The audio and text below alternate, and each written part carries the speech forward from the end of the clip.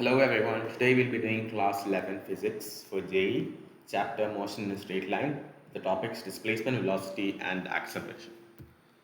First question, a particle moves in a fixed straight path so that s is equal to root of 1 plus t. If v is the velocity at any time t, then its acceleration is. So we know that acceleration can be derived from the derivative of velocity, and velocity can be derived from the derivative of displacement, and from the whole thing we can replace a value of v into the value of dv by dt, and which would give us the answer. So we know that v equal to ds by dt is equal to d by dt of root 1 plus t is equal to 1 by 2 root 1 plus t into derivative of 1 plus t is 1, so into 1, so it's the same. And then acceleration is equal to dv by dt is equal to 1 by 2 into d by dt of 1 plus t whole raised to minus 1 by 2, which gives 1 by 2 into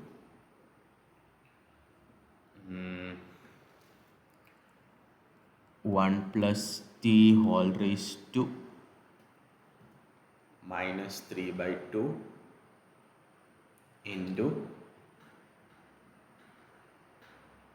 minus 1 by 2, which is equal to minus 1 by 4 into 1 by root of 1 plus t the whole cube.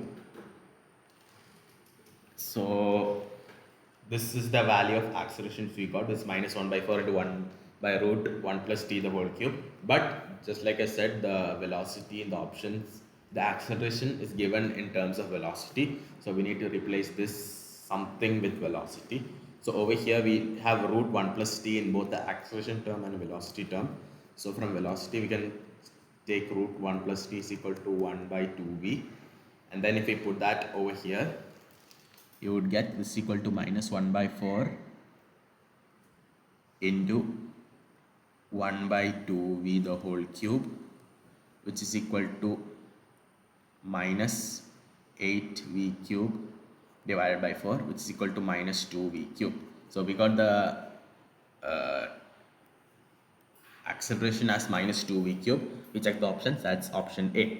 So minus 2v cube is the acceleration of the particle when the displacement is root of 1 plus t. Next question. A helicopter takes off from an airport 80 meters away from an observer located on the ground and rises vertically at 4 meters per second. At what rate is elevation angle of the observer's line of sight to the helicopter changing when the helicopter is 60 meters above the ground? So for this we need to deal with derivations, differentiation. So over here it's given that helicopter takes off from a point 80 meters away from an observer. So if the observer is over here and this is the point from which, the initial point from which the helicopter takes off, saying it's going up, and the distance between O and P is 80 meters, and it says it goes up at the rate 4 meters per second. So if this is x, then dx by dt would be equal to 4. Then it's asking the rate at which the elevation angle changes. So the elevation angle over here would be theta, and we have to find d theta by dt equal to question mark when x is equal to 60 meters. So we have this over here, so let's manipulate this. Now we know that tan theta is equal to x by 80, so x can be written as 80 into tan theta. So if we replace the value of x as that over here, we get 80 into d by dt of tan theta is equal to 4. This gives sec square theta into d theta by dt equal to 1 by 20. 4 by 80 is equal to 1 by 20. And now sec square theta can be written as 1 plus tan square theta whole into d theta by dt equal to 1 by 20.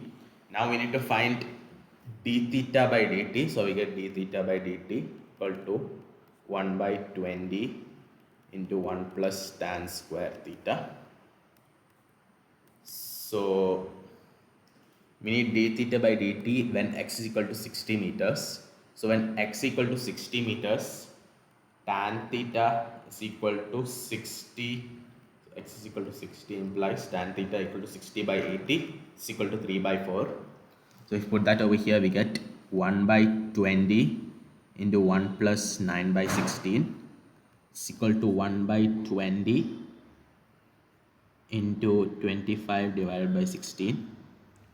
We can divide by 4, 5. We get 4 by 125 as d theta by dt when x is equal to 60. So we look at the options. We have option B as the correct answer. It's 2 square. 4 divided by 5 cube is 125. So B is the correct answer for this question. Last question. A particle starts with some initial velocity and covers x1 distance with a1 acceleration and further x2 distance with a2 acceleration. The final velocity is same as initial velocity, then which of these is true? So particle initially moves x1 distance with an acceleration of a1, then it moves x2 distance with an acceleration of a2, and we need to find the relation between a1 x1 a2 x2 if final velocity is same as initial velocity. So let's assume initial velocity as vi, then we get and this is, let's say, Vx and let's say Vf. So we have, using the formula v square minus u square is equal to s, we get Vx square minus Vi square is equal to 2a1 into x1.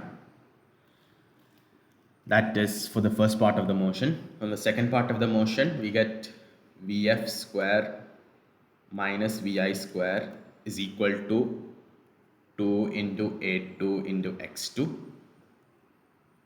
But then we know that Vf is equal to Vi because it's given in the question. Final velocity is same as initial velocity. So this would be, sorry, over here will be Vf square minus Vx square, not Vi square. So then we can rewrite the second equation as Vi square minus Vx square is equal to 2a2x2. So from this and this we get 1 equal to minus of 2. So we get 2a1x1 equal to minus 2a2x2. We cancel 2. We get a1x1 plus a2x2 equal to 0. So if you look at the options, we can see that that option is option C. So the correct answer for this question is option C. And that's all for this video. For more of such questions, please don't forget to subscribe to our channel. Until then, ta-ta for now.